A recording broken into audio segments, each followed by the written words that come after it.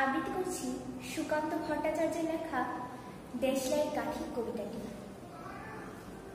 আমি একটা ছোট্ট দেশলাইয়ের কাঠি, এত নগণ্য হয়তো চোখেও পড়ি না। তবু জানো, মুখে আমার উসখুস করছে বারুদ, বুকে আমার জ্বলে উঠবার দুরন্ত উচ্ছ্বাস।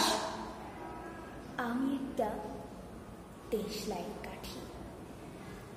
মনে আছে সেদিন হুলুস থুলুস বেঁধেছিল, ঘরের কোণে জ্বলে উঠেছিল আগুন, আমাকে অবজ্ঞা ঘরে না নিভিয়ে ছুঁড়ে ফেলায় কত ঘরকে দিয়েছি পুড়িয়ে, কত প্রাসাদকে করেছি ধূলিসাৎ।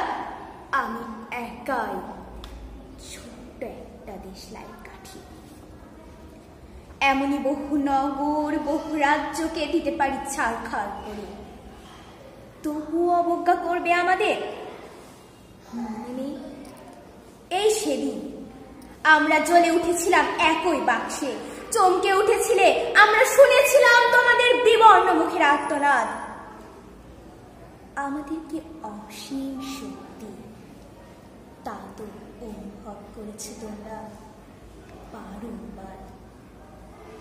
তবু কেন বোঝো না আমরা বন্দি থাকবো না তোমাদের পকেটে পকেটে?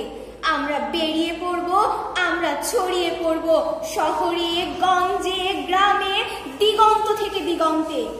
আমরা বারবার জ্বলি নিতান্ত অবহেলায়, তা তো তোমরা জানো।